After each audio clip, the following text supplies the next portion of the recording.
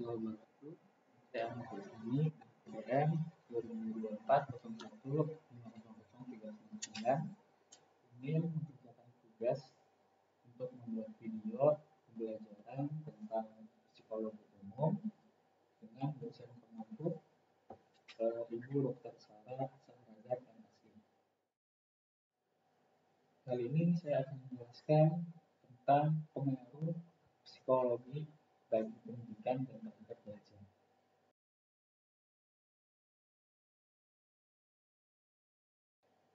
Ada banyak sekali pengaruh yang telah kita lihat selama ini bahwa psikologi sangat mempengaruhi baik itu dari mental seorang pelajar ataupun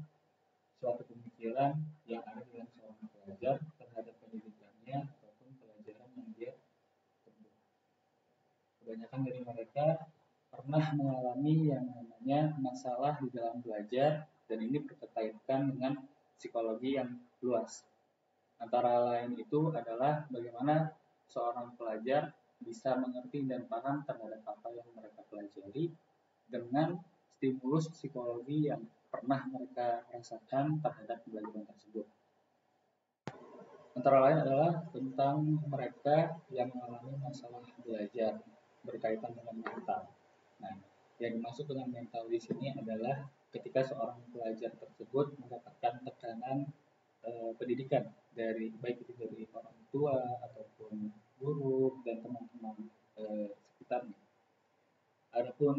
beberapa tekanan dengan contoh yang dialami oleh seorang siswa itu adalah, saya mengambil contoh di sini seorang santri yang hendak masuk ke dalam pesantren.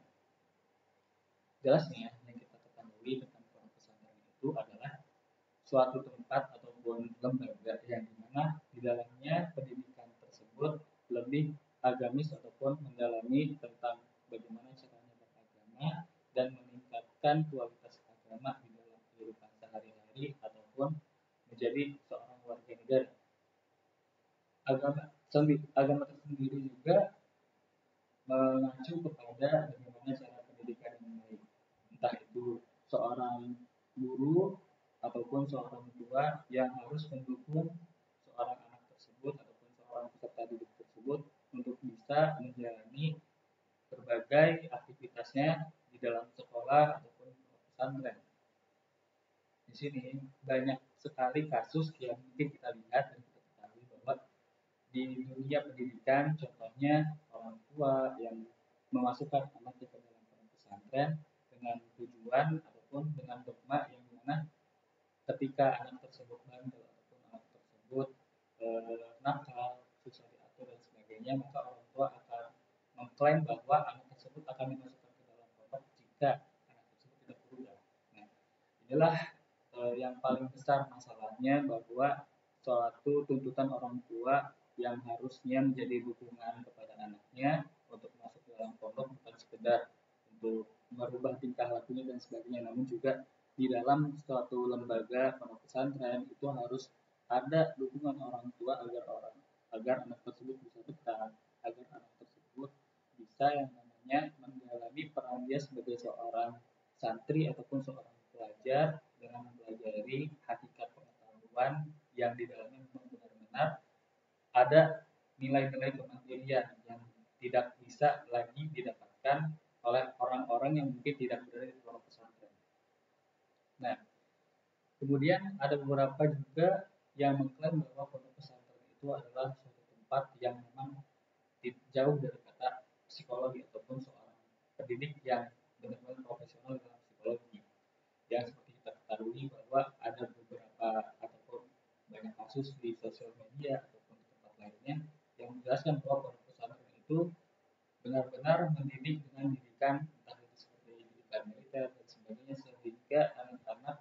itu tidak betah berada di dalam pondok pesantren dan mereka akan merasa tertekan dan terkekang, sehingga apapun pendidikan dan pembelajaran yang mereka pahami dan mereka pelajari itu tidak akan pernah masuk di dalam pemikirannya. Bahkan ketika anak tersebut nakal atau bandel, itu akan mempengaruhi psikologi teman-temannya untuk entah itu mengikutinya ataupun sama dengannya. Contoh, anak tersebut yang notabene nakal dimasukkan oleh orang tuanya ke dalam pesantren karena dia nakal ataupun bandel dan sebagainya, itu mempengaruhi teman-temannya, dan yang tadinya teman-temannya itu merasa bahwa pesantren itu bagus dan tempat yang aman, malah justru karena oknum tersebut ataupun murid tersebut yang dipaksa masuk oleh orang tuanya tanpa harus memikirkannya lagi, itu akan berdampak buruk bagi kesosialan yang ada di dalam pondok pesantren itu. Seperti yang kita ketahui bahwa pelajar yang paling umum itu adalah ketika mereka menjadi figur di dalam teman-temannya, sehingga apapun yang dia kerjakan, apapun yang dia lakukan, perilaku itu akan ditiru oleh teman-temannya sedemikian rupa, sehingga itu akan menjadi dampak yang negatif, dampak yang positif di dalam pembelajaran ataupun pendidikan yang ada di pondok pesantren. Sehingga kita harus benar-benar memperhatikan dan kemudian berhati-hati, jangan sampai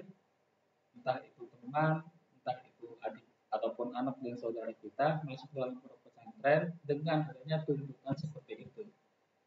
Tuntutan-tuntutan tersebut sudah biasa kita dengar, sudah biasa kita lihat juga ketika anak-anak mungkin zaman dulu ataupun sebelum era digital saat ini, memang dituntut ketika anak tersebut nakal dan bandel maka akan dimasukkan ke dalam pesantren, dan orang tua akan berpikir bahwa ketika anaknya itu masuk pesantren maka anak tersebut akan berubah. Tapi faktanya tidak seperti itu. Justru itu akan berdampak buruk bagi orang-orang yang ataupun anak-anak yang memang berkeinginan masuk ke dalam pondok untuk memperdalam ilmu agama dan sebagainya. Justru bertemu dengan anak-anak yang seperti ini itu akan benar-benar berdampak terhadap mentalnya, kemudian psikologisnya dan sebagainya, sehingga perlu sekali orang tua memperhatikan bagaimana anaknya itu bertumbuh dan berkembang sesuai dengan apa yang mereka miliki masing-masing. Kemudian juga banyak yang mengalami depresi akibat peraturan yang ada dalam pondok pesantren, yang dimana itu benar-benar berbeda dengan peraturan yang ada di sekolah-sekolah luar ataupun di rumah. Contoh banyak sekali yang tidak diperbolehkan di dalam pondok, seperti membawa alat elektronik berupa handphone dan sebagainya, sehingga anak-anak ini menjadi tertekan dan tidak bisa yang namanya mengatur diri mereka, sehingga kebanyakan dari anak-anak pesantren yang sudah kecenderungan ataupun sudah ada di dalam